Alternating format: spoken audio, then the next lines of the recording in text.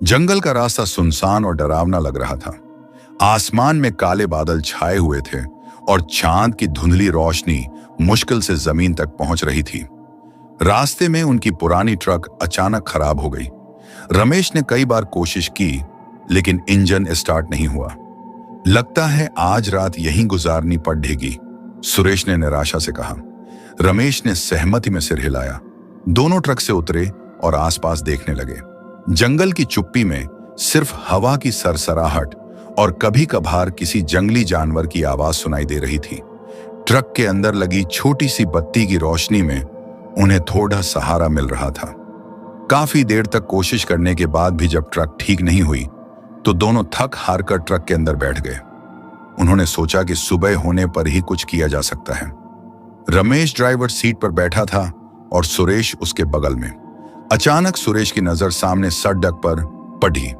रमेश, देख वो कौन है, उसने फुसफुसाते हुए कहा। रमेश ने उस दिशा में देखा। सड़क के बीचों बीच एक औरत खड़ी थी। उसने सफेद रंग की साड़ी पहनी हुई थी और उसके बाल हवा में लहरा रहे थे। रात के अंधेरे में उसकी सफेद साड़ी चमक रही थी। कौन होगी इतनी रात में यहां? रमेश ने हैरानी से कहा। जैसे ही उनकी नजर उस औरत पर पड़ी, ट्रक के अंदर की बत्ती टिमटिमाने लगी और फिर बुझ गई। अब बाहर की धुंधली चांदनी ही एकमात्र सहारा थी। सुरेश डर गया था।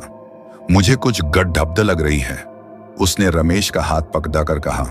शांत हो, शायद किसी को मदद चाहिए होगी, रमेश ने कहा, लेकिन उसके चेहरे पर भी चिंता की लकीरें थीं। अगले ही पल उन्होंने जो देखा उसे उनके होश उड़ गए। सड़क पर जहां औरत खड़ी थी वहीं नीचे उन्हें कुछ खोपड़ियां दिखाई दी और सड़क पर खून के धब्बे भी नजर आ रहे थे। इससे पहले कि वे कुछ समझ पाते, औरत धीरे धीरे उनकी ट्रक की ओर बढ़ने लगी। उसकी चाल में अजीब सी अकदन थी। जैसे जैसे वह करीब आ रही थी, उन्हें उसके चेहरे के बाल हटते हुए दिखे। उसकी आंखें पूरी तरह से लाल थीं और उनमें एक भयानक चमक थी। हवा में एक ठंडी सिहरन दौड़ गई।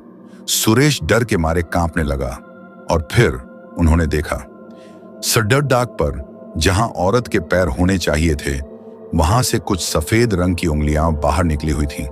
वे सड़क पर फैली हुई थीं, जैसे किसी ने उन्हें जमीन के अंदर से बाहर निकाला हो।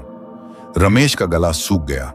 वह समझ गया कि यह कोई साधारण औरत नहीं है, यह कुछ और ही है, कुछ भयानक। औरत अब ट्रक के बिल्कुल सामने खड़ी थी। उसने अपना एक हाथ उठाया। उसकी उंगलियां लंबी और पतली थीं, नाखूनों की जगह नुकीले पंजे थे। ट्रक के दरवाजे अपने आप लॉक हो गए।